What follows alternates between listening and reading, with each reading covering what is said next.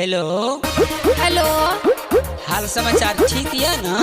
हाल समाचार की कहब, छठ पावन में सब अपना अपना घर एले, अहाँ के कोनो चिंता नहीं अछि? चिंता तो बड़ अछि, मुदा की करब, कंपनी में हिसाब लेब आ हमहूँ आबिए रहल छी। की भेल? तलिए सुनू। महामाया रिकॉर्डिंग स्टूडियो निर्मली बाजार। मोबाइल से की बतिएबै, बाजू घर कहिया एबै। मोबाइल से की बतिएबै, बाजू घर कहिया एबै।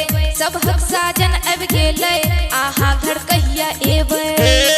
राखू धीरज अब संग रहबै, छठ के व्रत संग संग करबै।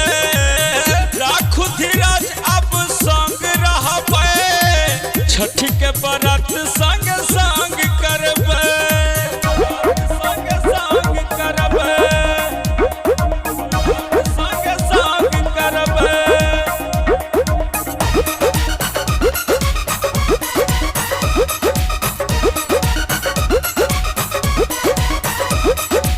लेने अबै छी धनी नया नया साड़ी, छठ के व्रत करब बन के पुजारी।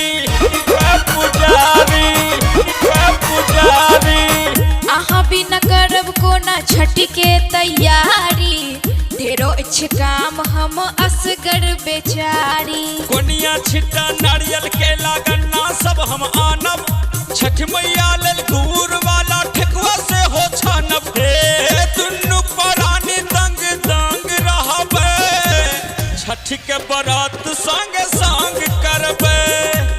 दुन्नू परानी दंग दंग रहबै, छठ के व्रत संग संग करबै।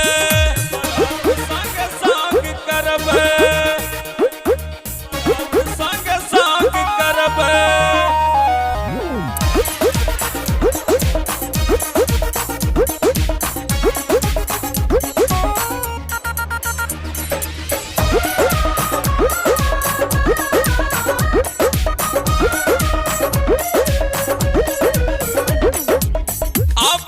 धनी राखू धीरज संभार का, छठ में से मांगब जैसे राखू विचार का।